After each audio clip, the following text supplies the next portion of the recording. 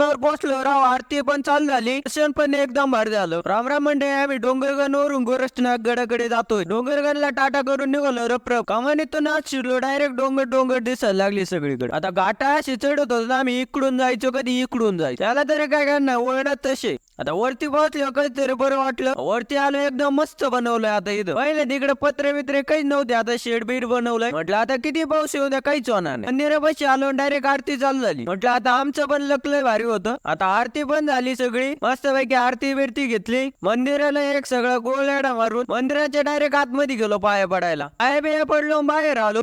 आता सगळं मंदिर हिंडायचं. घडीत आता इकडून डोंगर पाहतोय, घडीत इकडून डोंगर पाहतोय. आता आरती पण झाली होती, प्रसाद पण होता. प्रसाद घेतला, खाल्ला, डायरेक्ट उभा पाहिला. आता आतमध्ये डोकून तर पाहिलं, पण काही दिसत नव्हतं. म्हटलं तिथं न जाता मग डायरेक्ट मंदिरात आलो, पाया पडलो, डायरेक्ट बाहेर आलो. आता तर खाली पण बाग बनवलेला आहे, आता ते मला तो दाखवत. गेट खोलून बडबड आलो. आता इकडे घसरकोंडी पण आहे, झोका पण आहे. म्हटलं आता झोकाच खेळू. आता झोका आहे लहान पोराचा, कसं वजन नाही, त्याच्यामुळे काय वाटलं नाही. आलो डायरेक्ट घेऊ पाहिला इथनं. आता ते इकडे एकदम मस्त वरती बनवलंय, ते वरती आलो. म्हटलं आता इथं मुक्कामार राहिला का नु, मुक्कामाच्या नादात डायरेक्ट घसरकोंडी आठवली. आता वर चढलो, डायरेक्ट घसरगुंडीत आलो. वर जातोय, घडीत खाली येतोय. वर खाली खाली करून घसरगुंडी झाल्या बसली तुटू. म्हटलं चला आता आपलं, आता आम्ही जातो घडला. तुम्ही पण घ्या की फॉलो, लाईक करून.